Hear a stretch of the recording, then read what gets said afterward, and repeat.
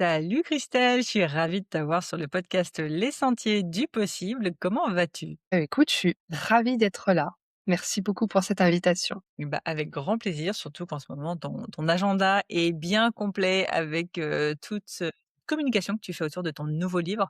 On aura l'occasion d'en discuter. Déjà, Christelle Mossac, pour ceux qui ne te connaissent pas, comment te décrirais-tu en deux, trois lignes? Ouh là là, c'est la question qui tue à chaque fois parce que c'est jamais évident de se présenter. Je vais me présenter en fonction de mes valeurs, tiens. Je suis quelqu'un qui adore apprendre, qui, lit énormément, peut-être pas forcément jusqu'au bout. Une grande consommatrice en tout cas de livres, de lecture et j'adore voyager, j'adore être dans le mouvement pardon et dans le moment aussi d'ailleurs et j'aime l'exploration, voilà, sous toutes ses formes. Trop bien. Et quand tu dis que tu aimes lire, apprendre, tu as des sujets chouchous? Moi, je le sais un peu, mais c'est quoi tes sujets Mmh. chouchous? Mes sujets chouchous, bon, alors évidemment il y a la partie finance puisque c'est voilà, c'est mon cœur de prédilection, mon activité. Mais après ça va être toute la partie, dev perso, optimiser son temps par exemple, meilleure qualité de vie, là en ce moment je suis à fond sur tout ce qui est, régulation du système nerveux, toutes les approches somatiques, bref voilà. J'explore, tout même si sur le coup on peut se dire: «Quelle est le la cohérence?» mais en fait je la trouve pour moi, pour mon activité, pour mes clientes aussi. Et il y a une question que j'aime bien poser en début d'épisode.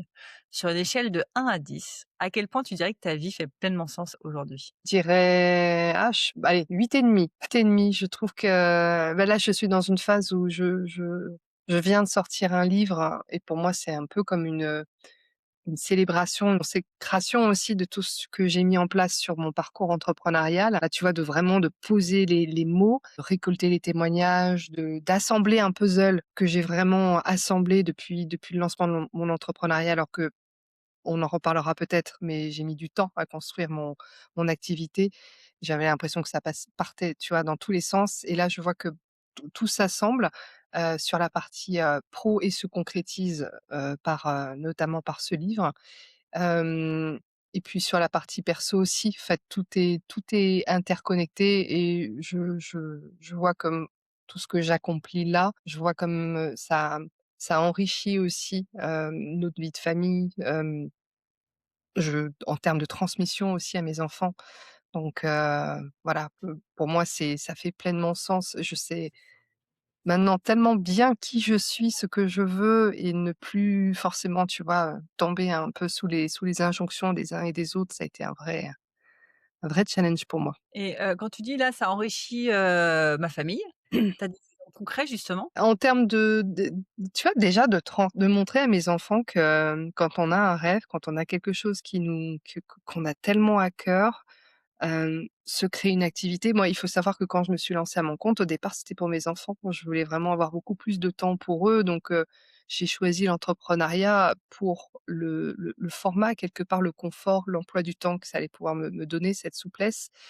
Hem et je vois comme, ben, mis bout à bout, comme j'ai réussi, tu vois, à évoluer et à montrer à mes enfants que, ben, quand on sait ce qu'on veut, on ne lâche rien et on s'épanouit à travers tous les challenges que même ça peut nous apporter évidemment. Mais tu vois, c'est vraiment en termes de quand je dis, enrichir, c'est pas que sur la partie financière, tu vois? C'est sur la partie effectivement, enrichir en termes de transmission, voilà, de transmission, immatérielle, transmission, tu vois? Pour leur montrer que tout est accessible tant qu'on se donne évidemment les moyens et quand on est au clair sur soi et sur ses attentes. Ouais, donc vraiment en termes de leçon de vie, quoi. Ouais et c'est ça, exactement, ouais. Mmh. Et tu m'as dit 8,5. Qu'est-ce qui manque pour être 10? Tu sais un peu ou pas? Tu déjà réfléchi? Ouais, je pense que c'est par moments, je me sens quand même fatiguée, tu vois? Il y a des moments où je me dis: «Ah, est-ce que je m'écoute quand même assez?» Après, je te le dis parce que c'est contextuel, le lancement de livre avec tout ce que ça implique, ça voilà, ça demande beaucoup de boulot. Et il y a encore des moments où je me dis: «Bon, est-ce que tu t'écoutes assez pour finalement peut-être ne rien faire de ta journée si c'est OK pour toi?» Voilà, donc c'est ça le 8,5, c'est vraiment le plus le côté, Là, je suis vraiment dans cette phase où je donne, enfin la priorité à mon corps. C'est vraiment une nouveauté absolue pour moi. Je l'avais mis en début d'année d'ailleurs, c'était mon mot clé de l'année, c'était la bientraitance. C'est un mot qui m'est venu comme ça, je sais pas d'où il est venu, mais et je vois comme c'est, maintenant tellement évident sur cette année que je remets le corps en priorité, alors que pour moi, ça a toujours été le mental qui était devant et le corps suit derrière. Et là, je vois que non, c'est tout enfin, si on devait s'écouter, ce serait déjà son corps en premier et après le reste suit, en fait. Ouais. Donc voilà. Et là-dessus, tu as eu un déclic qui t'a fait dire: «Ouais, là, il faut que j'inverse, que ce soit le corps que j'écoute en premier avant le mental»? Ouais, oui, oui, oui, en fait, je me fais accompagner déjà depuis 2 3 ans par, tout ce qui est, on va dire, micronutritionniste, puisque je commençais à voir, tu vois, de la fatigue, perte de cheveux, tu vois, des choses assez, bon, tu te dis: «Bon, OK, j'avance dans l'âge, mais est-ce que c'est quand même normal tu vois, de voir que le corps ne nous soutient peut-être plus autant?» Donc au départ, je me suis aidée d'une micronutritionniste et puis en fait donc complément alimentaire. Pour moi, tout était nouveau, moi qui refusais de prendre la moindre chose, tu vois?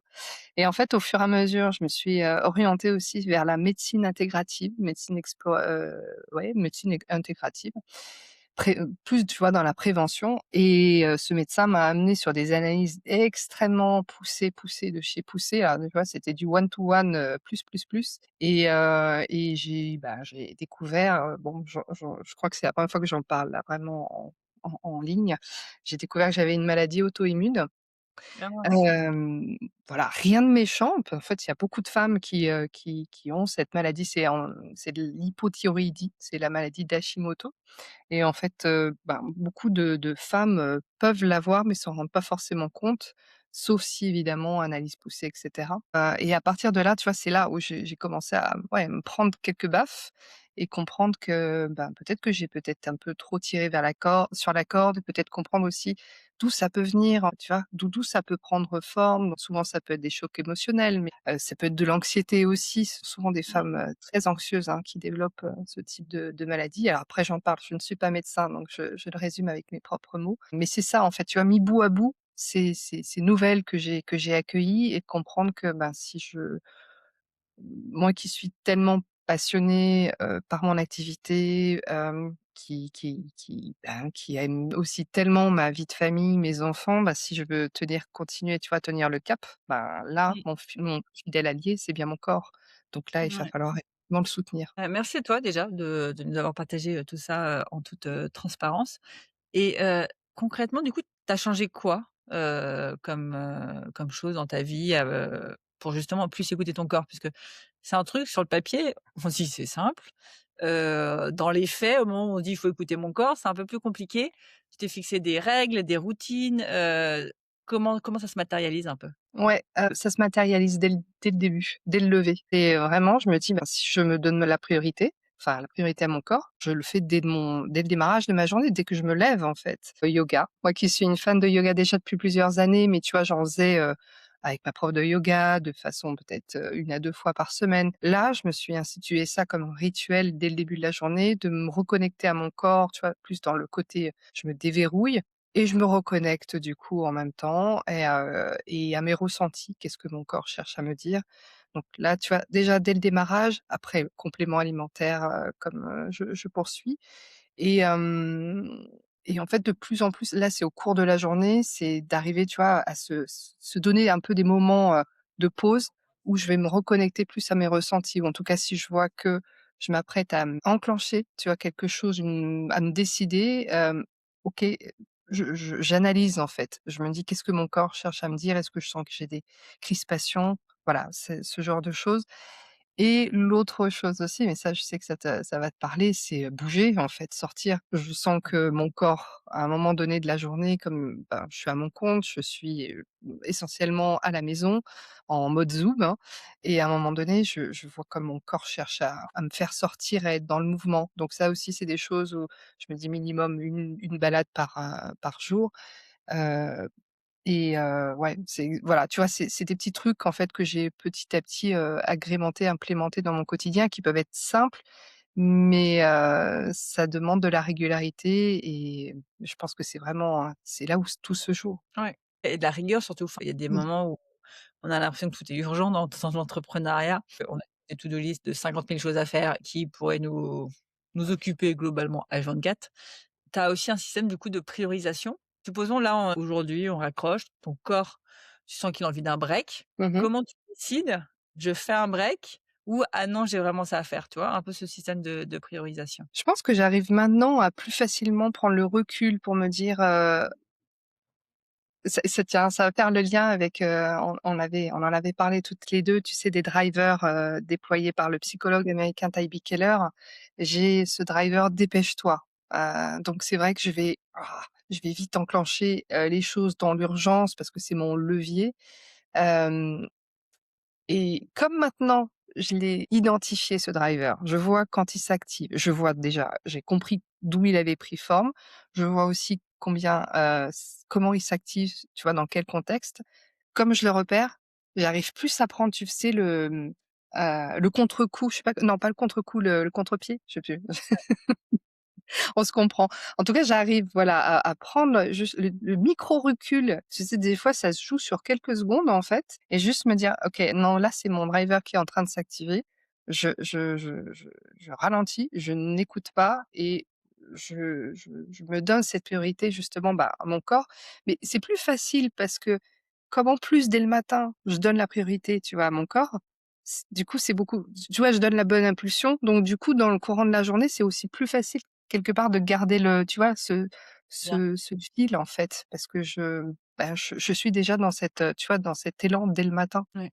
Et alors ça va peut-être être difficile d'y répondre parce qu'avec le livre, tu es peut-être dans un contexte particulier. Heu, Vu que tu mets ça en place, il y en a beaucoup qui vont dire: «Ah oui, mais si je m'écoute, si je prends du temps pour moi, pour mon corps et cetera, forcément, proportionnellement, le chiffre d'affaires va baisser». Mmh. Est-ce que tu as cette croyance-là? Est-ce que tu sens que ça se vérifie? C'est quoi un peu, toi, ton retour d'expérience là-dessus? Par rapport à OK, est-ce que prendre, du temps pour moi est directement proportionnel, à mon chi à une baisse de chiffre d'affaires ou pas du tout justement, je suis plus en énergie, je suis plus efficace? Ouais, alors ça, ça demande, bah, c'est en lien effectivement en plus avec mon livre, l'effet montagne russe financière et ce Mmh. côté effectivement où dans quelle saison quelque part on s'inscrit. Est-ce que là je suis plutôt dans une saison, on va dire, type, hiver, en mode, hivernage et je suis dans ma grotte et j'ai pas envie d'en sortir? Ou est-ce que je suis plutôt, tout feu tout flamme, plutôt printemps à semer des graines un peu partout et puis été à récolter? Donc je pense que déjà quand on arrive, alors mais c'est plus facile effectivement quand on a avancé, je trouve, dans le parcours entrepreneurial pour le dire. Parce qu'évidemment dans les débuts, je t'aurais jamais dit ça. Maintenant, je me fais suffisamment confiance pour que oui, il y a des phases, tu vois? Là, typiquement, je suis dans le lancement de mon livre. J'ai pas tant de place que ça pour accueillir les nouvelles personnes dans Mmh. mon accompagnement. En tout cas, là, je suis dans une naissance, donc je m'y consacre pleinement et évidemment, à côté, ben, ça peut évidemment se traduire par une baisse du chiffre d'affaires parce qu'on accueille moins de personnes. Mais on sait que c'est provisoire, en fait et on se fait confiance. Il y a vraiment cette foi, en soi, qui c'est tellement fort, en fait, on se dit: «Mais j'ai foi dans ce que je fais, j'ai foi en moi et je sais que même si en ce moment c'est pas exactement la plénitude financière, mais je sais que dans quelque temps, ça sera le meilleur moment pour y aller. Je serai en meilleure, je serai beaucoup plus disposée, que ce soit sur la partie corporelle ou sur la partie, ouais, de temps, enfin, tu vois, d'énergie, en fait. Donc c'est vraiment, je trouve que ce qui nous aide tous, c'est vraiment, encore une fois, cette vision et cette foi en nous, cette confiance que, bon, on passe par des cycles et que là, on est effectivement dans un certain cycle qui fait que, ben, pour le moment, on peut peut-être pas forcément, tu vois, autant, encaisser, en fait. Moi, ce que je retiens, c'est ne pas espérer quelque chose de linéaire, c'est totalement Ouais, utopiste, mais se dire que voilà, il y a des phases, où c'est, voilà, besoin de plus de temps pour soi, besoin peut-être de baisser le chiffre d'affaires et des phases où, bah, l'énergie sera là et le chiffre d'affaires compensera finalement, les baisses et qu'en moyenne, finalement, on s'en sort plutôt pas mal. exactement et tu vois, ça, c'est vraiment, ce que j'indique dans mon livre, c'est qu'on n'a tellement pas été élevés. dans ce côté justement fluctuation. Pourtant, Mmh. la nature nous y invite, nous le montre, nous le démontre, chaque année, chaque saison, mais et nos cycles, nous aussi, humains, en fait, en tant que femmes aussi, on a forcément des cycles et on sait que c'est évident, ça fait partie de la vie, mais pourtant c'est compliqué de l'intégrer sur nos business, en fait et d'intégrer que, ben, c'est pas linéaire et parce qu'on sort, pour la plupart d'entre nous, d'un modèle salarial où là, on était sur quelque chose de linéaire, en tout cas en termes de rémunération. On savait que ça tombait en fin de chaque mois. On le voit aussi dans nos manuels économiques en tu sais, en montrant en fait les évolutions, de les projections économiques de tel ou tel lancement de produit et cetera. On est plutôt, tu sais, à regarder des courbes, ascendantes en fait en Ouais. démonstration. Donc c'est les modèles économistes en fait. Donc on n'est pas, tu vois, on n'est pas habitué en fait à voir ce côté justement fluctuation sur nos business models donc et forcément ça vient nous chahuter. Mais c'est pour ça que c'est intéressant de revenir à notamment à la nature parce que là, tu vois, on le concrétise, on le voit et on se dit: «OK, en fait, là, dans quelle phase je suis et c'est OK pour que, ben, là, je suis peut-être dans un certain cycle qui m'amène à, voilà, évoluer de cette façon-là». Ouais et tu l'as dit, il y a aussi du coup ce que la société attend de nous qui est très linéaire. Mmh. À l'école, il faut être tous les jours là de 9 heures à 17 heures avec la même forme, dans le monde d'entreprise aussi et moi je me rappelle, il y avait, tu sais, les évaluations, elles étaient trimestrielles. Quand tu avais ton carnet de premier trimestre, deuxième trimestre, le trimestre. Deuxième trimestre, j'étais toujours mon pire trimestre, en hiver, tu vois? Et pourtant, tu as les profs qui attendent que tu sois toujours au même niveau que le premier, que le deuxième, que le troisième, et cetera et ce truc de, bah, non, bah, il y a peut-être des moments où je sais pas, l'hiver ça a jamais été mon truc. L'hiver, c'est le moment de bouffer, de rester chez soi et pas de travailler. C'est pas toléré, en fait. Tu as pas le droit, d'avoir, ces hauts, et bas, à partir du moment où tu as un haut à l'école, le prochain bas, on va dire: «Bah, qu'est-ce qui s'est passé? Bah, voyons, tu as un problème?» «Non, en fait, je veux juste pas envie de bosser». Et je trouve que Totalement.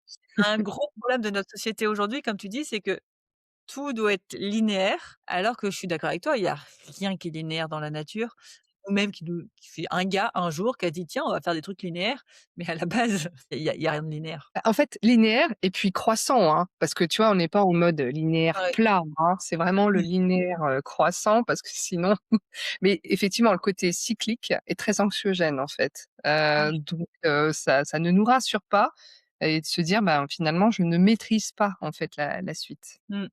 Ouais. Génial, ça on a fait une grosse parenthèse. C'est pas forcément sur celui-là où je voulais t'emmener, aujourd'hui, mais c'est génial, on sait se porter. Une question moi que je me posais, c'est comment tu es tombée dans les finances du coup? C'est quoi un peu ton parcours? Mmh. À quel moment tu t'es dit: «Mais tiens, en fait, je suis fan de chiffres, c'est génial» et je mélange ça au coaching en plus, bref. Si tu veux faire un peu ton parcours, la Christelle, je sais pas, d'il y a combien d'années, tu remontes là où tu veux, à la Christelle d'aujourd'hui, qu'est-ce qui s'est passé? Ouais, je vais faire, en vitesse accélérée, hein, parce que j'ai pas forcément envie de tout raconter, mais en tout cas, juste pour dire que j'étais pas du tout, du tout, du tout baignée dans les chiffres dès le départ. J'ai un parcours on va dire d'historienne. Alors si à la rigueur, les chiffres, je les avais parce que j'étais sur des études, on va dire démographiques, donc quelque part, j'avais quand même un petit peu ces Ouais. chiffres, mais c'était pas des chiffres en lien avec les finances, en fait. Donc, la partie financière, elle est venue par des investissements, on va dire, parce que j'ai investi jeune, j'ai investi à 25 ans, en immobilier, premiers investissements locatifs en partant vraiment de zéro à cette Comment époque-là. tu t'es lancée, si je peux me permettre, dans l'investissement? Parce qu'aujourd'hui, je trouve un gros problème en France, c'est l'éducation financière. Mmh. Ça vient de tes parents, de ton entourage, d'une pub Facebook, je sais pas si ça existait à l'époque, qui parlait Non, d'investissement. non, il y avait Qu'est-ce pas internet, il y avait rien. Ouais, voilà, qu'est-ce qui a fait qu'à un moment donné, tu t'es dit: «Tiens, je vais investir l'argent et pas Mmh. faire comme, 90 des Français, le mettre sur mon livret A et attendre, que le temps passe»? Alors on dit qu'une vie, une rencontre peut changer une vie et c'est exactement ce qui s'est passé. C'était pas du côté de nos parents puisque, quand je dis «nos», c'est là je le faisais avec mon fiancé, on était jeunes, on venait juste de sortir des études. On avait quasiment rien de côté. Enfin moi j'avais un petit livret A mais vraiment loin d'être rempli et donc on n'était pas du tout éduqués, élevés, on était plutôt élevés à un moment donné, être locataire et acheter notre résidence principale, avoir des enfants, enfin tu vois toute la suite. Mais investir en locatif, c'était: «Mais vous allez avoir que des emmerdes, vous allez avoir des locataires qui ne vont pas payer et puis vous êtes trop jeune, vous allez pas être crédible par rapport tu vois, à des locataires qui viennent vous voir». Bref et c'était un marchand de biens, en fait, à l'époque. Un marchand de biens qui a rencontré mon fiancé et qui lui a dit: «Mais vous êtes jeune, allez-y, achetez». Donc et encore une fois, en plus, à cette époque-là, il y avait pas du tout internet. On était en 2000, j'espère ne pas me tromper, en 2005, 2004-2005, donc oui, il y avait internet quand même, mais tu vois, il y avait pas du tout toute la partie, formation, réseaux sociaux et cetera. Enfin, il y a très, très peu de choses. Donc c'est vraiment une rencontre en vrai qui nous a amenés à investir en toute insouciance, je vais le préciser. C'est-à-dire que du coup, on s'est pas formé. Bah, tu vois, c'est le driver dépêche-toi qui m'a aidée, Ouais. parce que je me suis dit: «Allez, allons-y», le côté un peu jeu. Et je précise aussi que j'étais pas maman, donc moins de contraintes aussi, d'enjeux, on va dire, financiers, en se disant: «Bon, bah, dans le pire des cas, on le revendra ce studio si ça marche pas». Mmh. Voilà et c'est venu voilà, c'est venu comme ça, grâce en tout cas aux investissements locatifs. Je me suis petit à petit, intéressée aux finances, comprendre après que quand on génère des revenus locatifs, bah, comment on peut aussi, en faire quelque chose. Comment tu vois, la notion de cash flow, OK, je reçois du cash une fois avoir tout payé. Qu'est-ce que j'en fais? Est-ce que je le dépense? Ou est-ce que je le capitalise et sur quoi? Donc en fait, tu vois, une chose, un investissement en a amené aussi à d'autres, notamment sur la partie, levier boursier et là, je pense que la vraie, ce qui m'a énormément amené ensuite sur la partie pleinement, on va dire, financière, c'était comment je peux aider des parents, et des femmes en particulier qui veulent investir comme j'ai pu le faire, que ce soit en bourse ou, en immobilier. Voilà, leur transmettre quelque chose parce qu'il y avait tu vois, le côté autonomie financière qui venait énormément me chercher, légué par ma maman, hein, qui m'a tellement répété: «Petit, dans la vie, faut pas que tu dépendes d'un homme». Donc voilà, c'est comme ça, en fait, que les finances sont venues aussi, pour me permettre tu vois, de me relier à cette vision que ma maman m'a léguée. OK. Et du coup, à la base, du coup, tu étais historienne, enfin, tu étais salariée. À quel moment tu as eu l'idée de te lancer à ton compte? Est-ce que ça a été tout de suite, du coup, dans l'accompagnement financier? Ça a été quoi un peu les étapes? Les étapes alors déjà, je vais être précise, j'étais pas salariée, j'étais dans la fonction publique, mais OK. j'étais contractuelle. J'avais des contrats de longue durée dans des ministères et parisiens et c'est en fait, ça a été vraiment tu sais, ce côté, je vois bien que je fais vite le tour des choses, je reste dans mes postes 3-4 ans maxi avant de partir sur autre chose. J'étais, quelqu'un de très autonome dans mon poste, en fait. Je voulais pas passer de concours, même si tous mes collègues me le répétaient, ma hiérarchie m'y poussait, mais moi je me disais: «Bah, non, en fait, j'ai pas envie de m'attacher à un cadre, j'ai envie de faire ce que je veux». J'ai pas envie de me définir, en tout cas, par rapport à, tu vois, un rôle qu'on m'a affecté et qu'on m'a même imposé. Donc c'est un peu ce côté, tu vois, ovni, à se dire: J'ai l'impression de me sentir différente». J'aime beaucoup cet univers dans le côté je sers le public, tu vois? J'ai ce sens du service public, ça c'était très fort en moi, mais juste j'ai l'impression quand même que ce cadre est peut-être un peu étouffant. Tu vois, il y a eu des moments où je me disais: J'aimerais sortir, j'aimerais bouger, je sens que j'ai déjà terminé ce que j'avais à faire. Bon, je suis autonome, mais là, j'aurais peut-être même créé quelque chose par moi-même et ce qui m'a, donné l'un des déclics, ça a été de tomber sur on va dire, un des premiers blogueurs, Olivier Roland, qui parlait de vivre de son blog, je crois. Je me souviens plus exactement de son titre, mais je me suis dit: «Ah tiens, c'est intéressant, il y a des personnes qui arrivent à se rémunérer sur internet avec un blog». Moi, le truc, c'est qu'à l'époque, je me disais: «Je ne sais pas écrire, je ne sais pas trop ce que je vais pouvoir raconter, sur quoi» et en fait, en bossant sur ça, je me suis dit: «Ah quand même, ça m'intéresse». À la fois ce côté blog, le côté du coup entrepreneuriat aussi. Ouais. Je me suis lancée en fait, alors à ce moment-là, il s'est trouvé que j'avais la fin d'un contrat, donc je n'ai pas démissionné, ça a été la fin d'un contrat. J'aurais pu me relancer sur un autre contrat ailleurs, mais j'ai choisi de me dire: «Bon bah, allez, j'y vais». En fait, je commence, peut-être sur le blog, sur la partie peut-être aussi créer des sites internet. Je me suis un peu lancée en mode, pareil un peu: «On va tester, on va voir». Et ça s'est en fait, ça s'est construit au fur et à mesure. Pendant à peu près 2 ans, j'ai mis, un peu de temps avant de lancer mon site internet nouveau tournant, comprendre qui je voulais aider, pourquoi je voulais le faire, quelle était ma vision, quelles étaient mes offres. Et le vrai l'étape qui m'a propulsée, on va dire, le moment clé, ça a été la fin de mes allocations chômage au bout de 2 ans. Là, je me disais: «OK, là, je pense que» tu vois, je virevoltais, j'avais un chiffre d'affaires, alors là, très oscillant, mais surtout très bas, en fait. Et je me suis dit: «Non, mais là, soit tu retournes dans le salariat ou la fonction publique, ou soit tu y vas, mais si tu y vas, là, tu y vas franchement, en fait, là, tu» et c'est vrai qu'à ce moment-là, je me suis rendu compte comme les allocs pouvaient être, tu vois, pouvaient aussi te donner cette fausse sensation de régularité et de confort aussi, tu vois? De pas t'amener à te challenger comme j'aurais pu le faire très vite parce qu'en me disant, bon et à ce moment-là, je me disais: «Mais c'est fou parce que dans un mois, je ne vais plus avoir mes allocs, je vais dépendre financièrement de mon mari, je vais lui demander de l'argent, c'est pas concevable pour moi, c'est impossible». Donc j'ai lancé mon premier accompagnement en immobilier, en investissement locatif, assez rapidement et ça a fonctionné. J'ai eu tout de suite 3 clients de mémoire, donc à plusieurs milliers d'euros. Et en fait, au fur et à mesure, bah, ça a pris forme. Tu vois, il m'a valu un peu un bon coup de stress quand même.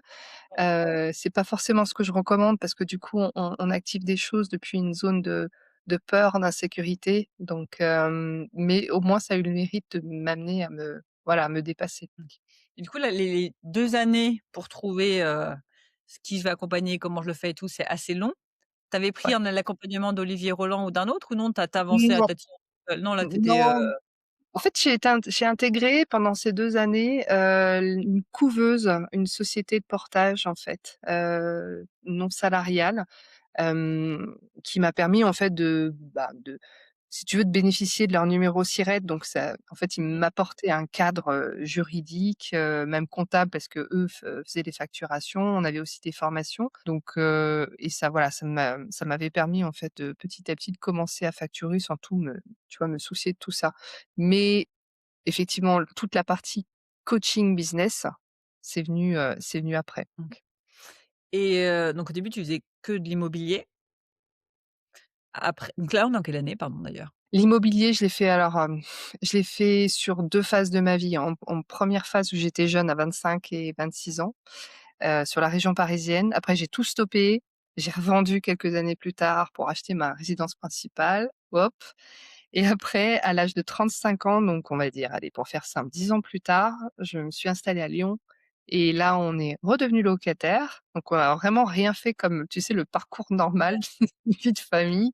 On est revenu locataire et on s'est dit: «OK, bon, bah, on va recommencer à faire des investissements locatifs, de façon un peu plus, voilà, un peu plus dense». Donc en faisant de la location Airbnb, coloc, et cetera.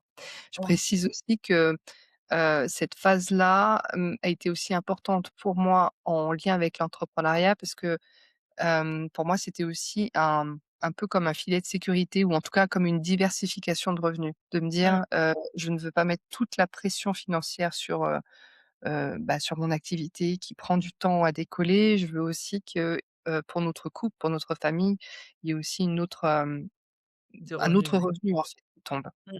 Ne pas Ouais. mettre tous ses œufs dans le même panier, tu vois? C'est ce que je voulais aussi appliquer. Et du coup, quand tu lances ton accompagnement sur l'immobilier, on est au moment où tu es à Lyon Ouais, et tu as c'est ça, 35 ans et tu refais ton truc. OK. totalement. Et aujourd'hui, tu n'accompagnes pas que sur l'immobilier? Oh non, loin de là, ouais. Ouais, ouais. En fait, j'accompagne des personnes sur la partie donc bourse aussi, l'entrepreneurial aussi. En fait, tu vois, c'est un peu un en fait, c'est les 3 leviers que j'ai activés moi-même, immobilier que j'ai activé en premier, ensuite l'entrepreneuriat et ensuite la partie, boursière. Pour partie boursière, là, on est plus sur, on va dire évidemment une dynamique, moyen long terme. Le côté, j'investis en vue de préparer notamment ma retraite, d'entrepreneur et sur d'autres projets type, tu vois, études des enfants. Voilà, c'est ça qui est venu OK. dans ce côté-là. Donc je l'ai activé, je l'ai mis en place pour moi et du coup, c'est exactement ce que je déploie en fait pour mes clients. Bien. OK et ça dès pas du coup, pas dès le début. Au début, tu étais que, immobilier et petit à petit as construit cette nouvelle offre, en fonction, je suppose, des besoins, du client, c'est ça? En fait, c'est ça, c'est-à-dire que tu vois les personnes que j'ai pu accompagner sur l'immobilier, c'est une je me suis rendu compte que c'est des personnes qui avaient aussi envie, ben, de se lancer dans l'entrepreneuriat. Donc, bah, je les ai accompagnés sur cette partie-là et ces mêmes personnes avaient aussi, à un moment donné des problématiques, on va dire, enfin en tout cas une envie, de d'investir autrement, notamment sur la partie boursière. Donc c'est pour ça que je dis tout à l'heure, j'ai indiqué que c'est un peu comme un puzzle qui s'est assemblé au fur et à mesure du temps. Il s'est assemblé en fonction de moi, ce que j'ai appris, ce que j'ai pu expérimenter et aussi en fonction des personnes que j'ai accompagnées, parce que je voyais qu'il y avait une demande et quelque part une cohérence. Mmh. Ouais, carrément. Et du coup, là, ça fait combien de temps que tu t'es lancé dans l'entrepreneuriat au total? Alors, je me suis lancée en 2017. C'est en 2019 où j'ai lancé mon premier accompagnement, vraiment, tu vois, en immobilier et là, on est en 2026, donc petit à petit, on s'approche des 10 ans. Ouais, donc ça commence à faire un bout de temps. Avec le recul là, quelles sont les choses que l'expérience t'a appris et tu dis: «Oh là là, j'aurais tellement aimé, savoir ça» et qui va du coup intéresser tous ceux qui nous écoutent et qui, soit sont dans le début ou soit veulent se lancer dans l'entrepreneuriat? Mmh. Ouais. Oh là là, il y aurait plein de choses. Bon, ouais, alors ce qui me vient, c'est effectivement de se faire accompagner, assez rapidement, par des personnes qui ont le parcours qui nous tu vois, un parcours qui nous inspire en fait, ou en tout cas dans lequel on se dit: «Voilà, cette personne-là, je me retrouve dans ses valeurs». Je vois qu'elle a eu aussi des contraintes, des challenges. On sent qu'il y a toute, une vraie authenticité et j'ai envie de me faire accompagner par une personne qui va me faire gagner un temps précieux et voilà et ça, tu vois, je sais bien que j'ai perdu entre guillemets, ouais, un peu du temps parce que je j'ai pas forcément, heu, ouais, connu les bonnes personnes en fait, tu vois, Mmh. dès le départ. J'avais quand même une structure qui m'a aidée, mais je pense qu'à un moment donné, si on veut mettre les bouchées doubles, c'est tellement important de, voilà, de se faire accompagner. Il y a la partie éducation financière aussi, pour moi, c'est tellement important. C'est parce que derrière l'éducation financière, c'est pas seulement apprendre à gérer un budget, à mettre de côté, à se créer un livret, c'est aussi se donner cette sérénité dont on a besoin en tant qu'entrepreneur. Parce que forcément ça va chahuter, forcément il y a des bah, comme on l'a dit, c'est cyclique. On a des montagnes l'effet montagne russe financière donc comment se préparer à tout ça? Comment, voilà, comment être mieux préparé et se tu vois, se dessiner, on va dire, un écosystème financier qui soit soutenant, pour qu'on puisse évoluer dans l'entrepreneuriat sans être dans cette, tu vois, dans cette pression financière, dans cette, qui n'est jamais bonne parce que du coup on entreprend, on lance par exemple nos premiers accompagnements, nos premiers produits, mais encore une fois depuis une urgence financière qui n'est jamais la meilleure conseillère.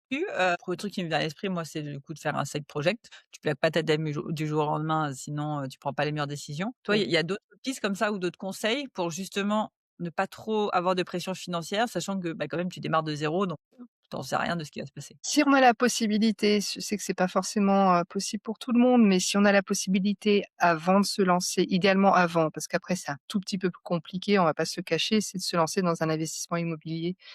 C'est ce que j'ai pu faire, tu vois, à quelques reprises et j'ai pas été la seule aussi. J'ai une amie, Aude, à qui je pense, qui a fait exactement la même chose et c'est vrai que c'est plus facile quand on a encore la régularité, tu vois, du revenu, qu'on a le cadre salarial ou en tout cas, tu vois, on a ce confort et on peut le montrer à notre banquier et de se lancer dans un investissement immobilier qui nous permette de nous générer du cash, en tout cas des petits revenus qui viennent justement, nous aider. Donc ça, c'est plus ça que je vois et puis, évidemment, il y a le côté filet de sécurité, en fait. C'est vraiment, ben, de prévoir suffisamment de côté pour se dire: «Bon, j'ai de quoi voir venir», même si pendant plusieurs mois, je ne génère pas encore du chiffre d'affaires, j'ai c'est OK, en fait. J'ai mis de côté, donc je me fous un peu la enfin, «je me fous la paix» entre guillemets, en tout cas, je j'agis pas depuis, encore une fois, depuis le plus mauvais espace et tu vois, il y a une chose aussi que j'ai tilté, on va dire, 2 ans après mon lancement, c'était à la fin de mon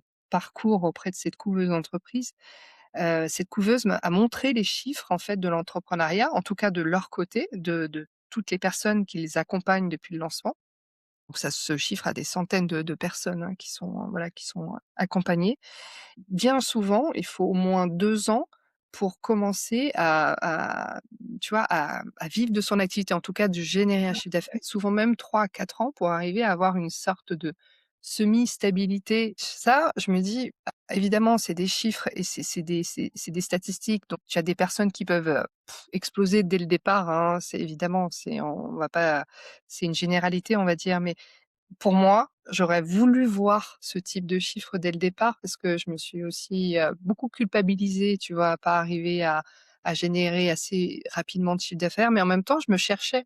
Il me fallait aussi du temps pour me dessiner mon activité, donc je voilà, je le partage ici parce que je pense qu'il y a des personnes qui peuvent se retrouver justement dans ce côté un peu, tu sais, touche à tout, à Ouais. vouloir un peu explorer partout et là, c'est vraiment, très frustrant, très culpabilisant aussi et culpabilisant pour soi et surtout vis-à-vis des autres, en fait, vis-à-vis de son entourage qui peut se dire: «Ben, voilà, qu'est-ce qu'elle est en train de faire? Elle est toujours en train de elle vit pas de son activité alors que, bah, normalement, elle devrait l'être».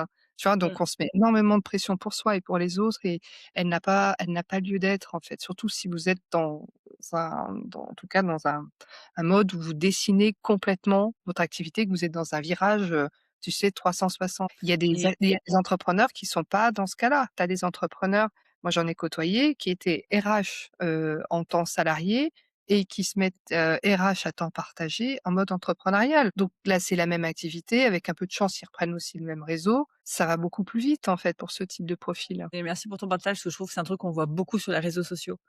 Nouveau challenge, en 3 jours, génère 5 000 € par mois. Du coup, toi, tu arrives là, tu as rien généré, tu te dis: «Mince, je suis nul». Parce qu'en plus, ils te montrent les screenshots des personnes, qui, ont réussi. Mais comme tu le dis, on n'a pas l'historique des screenshots. La personne, en général, elle a pas démarré vraiment de zéro. Mmh, Elle était à 2 000 3 000 et du coup, quand on te dit: «Ouais, trop bien, j'ai fait ma première vente à 5 000 €», bah, en fait, c'est pas le même pas que celui qui part de zéro. Merci à toi, pour ce partage, parce que je suis comme toi. Je trouve que sur les réseaux sociaux, on vend du résultat facile parce que ça se vend bien, hein. Tout le monde veut des trucs simples et du truc rapide et du truc facile. Mais, dans la réalité des faits, en effet, il y a une bonne partie des gens pour qui ça va être plus long et surtout, comme tu dis, si tu démarres vraiment de zéro et que tu sais même pas ce que tu veux faire. Moi, je vois chez mes clients, il y en a plein qui vont changer de cible, au cours de l'accompagnement, peut-être même 3 fois changer de cible. En fait, à chaque fois, alors on redémarre jamais vraiment de zéro, mais il y a quand même tout un nouveau réseau, toute une nouvelle, communauté et tout un nouveau système à mettre en place, qui fait que même si on ne démarre pas de zéro, bah, oui, c'est plus lent que quelqu'un qui, a déjà sa cible, a d'ailleurs 3 clients, réels avec de la preuve témoignage, que celui qui part, de zéro. Donc merci à toi Christelle pour ce partage qui va faire beaucoup de bien, je pense, à ceux qui nous écoutent. Comparez-vous vraiment à des choses, égales, tout comme, bah, tu l'as dit, toi tu as des enfants, moi aussi je me suis lancée avec des enfants. Ne vous comparez pas à des entrepreneurs qui ont pas d'enfants. C'est pas la même vie, c'est pas la même énergie, c'est pas la même, le même délire. Merci à toi Christelle pour, du coup, cette parenthèse, je pense qu'il va faire du bien, à beaucoup et du coup ce livre, comment t'es oui, venue l'idée d'écrire un livre? Tu as toujours eu ça en toi, mais je suis pas sûre parce que tu m'as dit: «Moi, je sais pas écrire». À un moment donné, tu pensais pas savoir écrire. Donc voilà, comment est venue l'idée? Comment as-tu trouvé le sujet aussi? Parce mmh, que je crois que écrire un livre, je crois que c'est le rêve numéro un des Français. J'avais lu un truc comme ça là-dessus, mais que finalement, peu le réalisent parce qu'ils ne savent pas sur quoi écrire. mmh, Donc je suis un peu preneuse, voilà, de ce livre, de ce parcours, de tout, tout ce de qui est tout. intéressant. Oh, alors, ce livre est né, il y a 1 an quasiment, donc c'était au mois de mars 2025. Je pose une question à un client, question qui fait pas rêver, hein, la question de coaching. Et s'il te reste 1 an, 365 jours à vivre, et tu vis dans les meilleures conditions, tu as pas de problématique de santé, pas de problématique financière, qu'est-ce que tu fais de ces 365 jours? Sachant que sur ces 365 jours, tu vas pas les passer non-stop avec tes proches. Ils voudront pas forcément passer tout le temps avec toi. Ce serait pas forcément le meilleur cadeau, ni pour toi d'ailleurs. Donc je lui ai posé cette question et avant de lui le poser, je me le suis posée à moi-même. Je me souviens que, bah, tu vois, c'est un peu l'approche somatique d'ailleurs que j'avais intégrée à ce moment-là. Je me suis mis en pause, méditation et j'ai eu cette vision en fait. J'ai eu cette vision qui m'est apparue, j'ai vu la bibliothèque de ma fille. Et j'ai vu ses livres donc et je me suis dit: «Ah mais c'est ça en fait, s'il me reste 365 jours, c'est, d'écrire un livre et de pouvoir, le lui léguer, qu'elle puisse lire mon message qui vivra dans le temps en fait plus tard». Donc c'est venu dans un élan on va dire de de transmission, d'héritage quelque part, immatériel pour elle. Donc pour une femme, tu vois? Et à partir de là, je me suis dit: «OK, on est en mois de mars. Je sais qu'un livre, ça prend beaucoup de temps. Je sais aussi que je suis quand même de nature, bah, un peu impatiente, ce driver dépêche-toi, tu vois? Qui s'est activé, qui me dit: «Ah, est-ce que je vais arriver à tenir vraiment le cap, sur ça?» Et puis je tombe sur une émission qui a fait aussi, c'était un podcast, qui a fait la différence, qui a parlé justement qui était ouais, sur les livres entrepreneurs et j'entends une coach qui est une coach éditoriale. Je connaissais pas forcément cette profession, tu vois? Qui accompagne les futurs auteurs et je me suis dit: «Tiens, je vais la contacter» et voilà, c'est parti de là. En fait, je me suis dit: «Je me connais, j'ai besoin d'un cadre. J'ai besoin d'un cadre tout comme moi je le donne à mes clientes, et je vois comme ça leur permet tellement d'avancer. Pour moi, ça va être pareil, ce livre, je me donne ce cadre, ce timing. Je ne connais pas les codes éditoriaux. C'est un monde complètement étranger, donc m'entourer, tu vois, d'une personne qui va me faire gagner ce temps et qui va me permettre de me familiariser à tout ce monde-là, qui m'a aidé donc à poser les fondations. Donc ce que j'ai fait, c'est que j'ai contacté un certain nombre de femmes entrepreneurs pour leur demander, bah, voilà, quelles sont vos problématiques du moment, en lien avec, l'argent, hein, parce que c'était quand même mon activité, donc ça je savais que, tu vois, c'était femmes et argent, mais c'était encore un peu flou, tu vois, ce livre. OK, bon, l'indépendance financière des femmes, OK, mais je sens qu'il faut creuser, en fait, et ces interviews m'ont permis à un moment donné de mettre vraiment le doigt sur, l'angle, en fait. Vraiment tu vois, l'angle d'approche qui était l'effet justement c'est l'effet yo-yo financier. C'est ce que m'a dit textuellement vraiment enfin oralement je devrais dire, une femme que j'ai interviewée. Elle m'a dit: «C'est tellement pénible de vivre cet effet yo-yo financier» et là je me suis dit: «Ah mais c'est ça, en fait c'est exactement ça». C'est vraiment l'épine dans le pied. Je pense que je ne connais aucune entrepreneur qui ne peut pas dire le contraire en fait. Donc une fois que tu as l'angle c'est tellement plus facile, en fait, parce que là, tu te dis: «Bon, OK, là, ça va être les fondations de mon livre». Tu déploies le plan détaillé et puis après, si c'est clair, tout est très clair pour la suite, hein, et à partir de là, ma maison d'édition, j'en ai trouvé une qui a validé, puisque justement, il y a eu tu vois, ce côté, ben, tout est structuré du côté de Christelle. On sait on voit qu'elle sait où elle veut aller avec ce livre. Donc orientée montagne russe financière, on l'a rebaptisé parce que l'effet yo-yo, ça re il y avait un peu le lien, tu sais, effet yo-yo, effet, balance en fait, effet Ouais. nourriture. Donc Mmh. on l'a plutôt rebaptisé, effet montagne russe financière et puis voilà et puis en fait, au fur et à mesure du temps, j'ai écrit pendant peut-être, de mois du mois d'août jusqu'à décembre, et une phase qui me paraissait longue, mais pas tant que ça. Au final, ça va quand même assez vite et je me suis aussi donné ce cadre, tu sais, cette régularité. Je suis quelqu'un qui aime, bah, bouger comme toi. Alors je me voyais pas bouger en marchant, en écrivant, en marchant, ça c'était évidemment pas possible. Mais par contre d'aller dans un autre cadre, donc je me suis instituée aussi à, tu vois, d'autres cadres, notamment des bibliothèques où là je me sentais moi dans mon élément. Et je me disais à chaque fois, voilà, je vais peut-être 1 à 2 heures en bibliothèque, les week-ends notamment, j'y allais très souvent.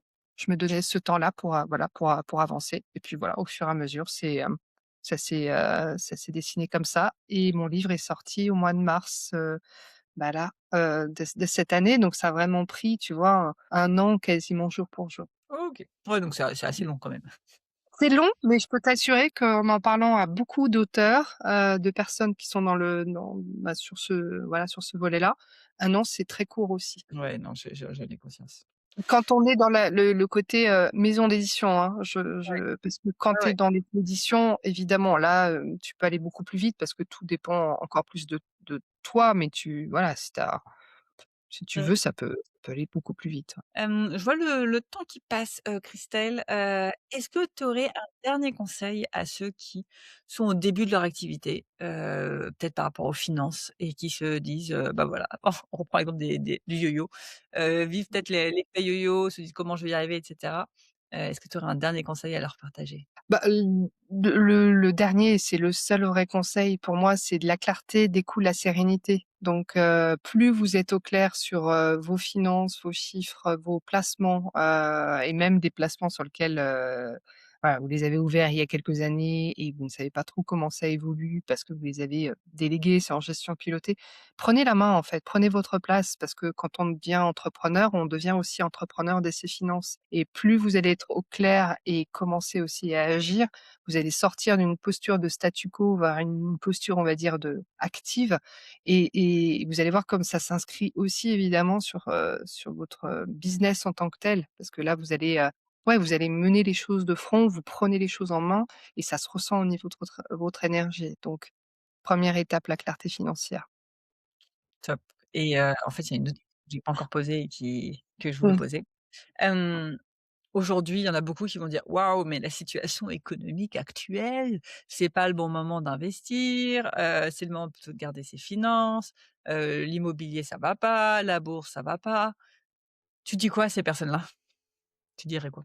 Alors moi, notamment, tu vois, sur la partie que ce soit bourse ou IMO d'ailleurs, prenez le recul en fait, analysez, regardez par exemple sur la bourse, quand on regarde sur la bourse sur les 50 dernières années, on est en moyenne sur du 10 par an. Donc, alors évidemment, ça ne présage pas de la suite, on n'est pas ben, personne n'est voyant, mais en même temps, je trouve que c'est beaucoup plus rassurant aussi de voir que ce soit l'immobilier ou la bourse ou n'importe quel, finalement business. Tu vois, c'est de prendre en compte, en fait, comment ça a pu évoluer, l'antériorité, le côté justement cyclique, que Mmh. c'est normal, en fait, ce côté cyclique, mais que ce qui va être important, c'est de voir en moyenne, comment ça a évolué, en fait et comment ça voilà, ça est-ce que ça a été vraiment intéressant? Et je trouve que, tu vois, la bourse notamment, c'est quelque chose de beaucoup plus soutenant, aidant quand on voit les choses sous ce prisme, tu vois, long terme, Ouais. en arrière et aussi de voir évidemment, on agit sur du moyen long terme, devant nous. Sur notre futur, c'est beaucoup plus facile de voir les choses de cette façon-là parce qu'on n'est pas dans cette urgence de devoir, tu vois, vite récupérer, nos mises, en fait. Ouais, donc investir vraiment avec une vision long terme et pas, avec une vision, «J'ai besoin de faire 10 000 € par mois, d'ici 2 mois» et du coup, à la moindre, vague, Exactement. Que ça soit notre business ou que ça soit nos placements financiers, enfin, c'est vraiment de se donner plus on se donne cette, largesse, on va dire, tu vois, en termes temporels, plus c'est soutenable pour nous, hein. ouais. Moi, je le vois à titre personnel, je fais de la publicité, tu vois, Meta et Mmh. je boursicote aussi un peu et je vois que j'arrive beaucoup plus à tenir les positions que d'autres entrepreneurs parce que j'ai aussi ces réflexes de la bourse, comme tu dis, de: «OK, je sais qu'en moyenne, ça va toujours, être, croissant, linéaire et cetera et c'est juste un cycle, une petite passage. On serre les fesses, on respire, on bouffe pas les positions et on attend que ça revienne parce que si tu bouges tes positions à ce moment-là, c'est là où tu deviens, bah, le perdant du jeu». Donc Exact. ça me parle, beaucoup ce que tu dis. En effet, je Mmh pense que c'est important quand on investit d'être, bah, d'être serein sur, mh. sur OK, c'est qu'un mauvais moment et agir sous la pression ou sous la peur, qu'on l'a dit tout à l'heure, c'est pas là où on prend les meilleures décisions. L'épisode va toucher à sa fin, Christelle. J'aime bien terminer les épisodes par une question de coaching qu'on va Mmh. poser, aux auditeurs sur lequel ils vont pouvoir, méditer, en marchant et en musique. Quelle est une question, toi, que tu aimes bien te poser régulièrement ou une question que tu t'es posée une fois dans ta vie et tu t'es dit: «Mais celle-là, mais tout le monde devrait se la poser au moins une fois» et qu'on pourrait poser, à ceux qui nous écoutent? Alors, c'est une question que je me la pose pas, toutes les semaines, c'est sûr, tu vas comprendre. Mais pour moi, ça a été une question qui a été extrêmement importante, impactante pour la suite et c'est une question qu'on m'a posée, un coach m'a posée, Julien Musi, je vais le citer parce que j'ai envie de le mettre en lumière, dans aussi dans cet épisode. C'est une question que je me suis posée quand, bah, en pleine phase de divorce, en fait, dans cette, voilà, une période assez compliquée et qui t'amène à beaucoup de on va dire d'anxiété, de peur du lendemain. Hem, c'est la question du pire scénario financier. C'est quoi pour toi le pire scénario financier? Première question et qui en découle ensuite la suivante, c'est, et en quoi ça serait une opportunité pour toi, en lien avec ta mission et en lien avec tes valeurs, ce qui t'anime, ce qui est le plus important à tes yeux, que ça puisse arriver, en fait. Quand on pose les choses comme ça, en toute, juste authenticité, tu sais, dans une honnêteté radicale, moi ça m'a mais énormément soulagée et derrière, c'est le plus de quand je te parle l'opportunité et 10, 20, 30, 50 bénéfices, enfin lister le plus, creuser en fait, parce que vous allez voir qu'il y a des liens directs et indirects.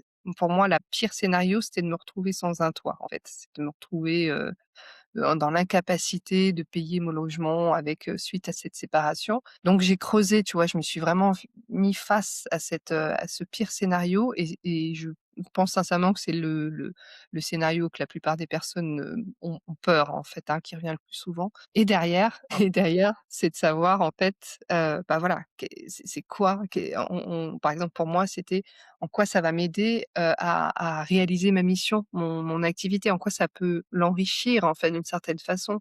Bah, i je vois en lien justement avec l'indépendance, l'autonomie financière des femmes.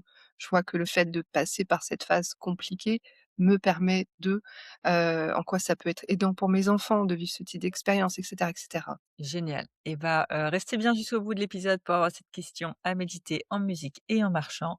Et Christelle, pour ceux qui veulent t'envoyer des petits mots doux, des petits messages, te retrouver, où est-ce qu'ils peuvent t'écrire? Oh écoute, le plus simple, je dirais, c'est nouveautournant.fr, comme c'est mon nom de domaine qui est très court et puis vous pouvez me retrouver aussi sur les réseaux sociaux, sur LinkedIn, Instagram, Facebook, où vous voulez. Top. Et ben, je mettrai, tous les liens en descriptif. Et Christelle, encore merci à toi pour cet échange, plein d'authenticité et plein de bonnes astuces également. Et moi, je te dis, à très vite. Merci Alexandra. Ciao. Ciao.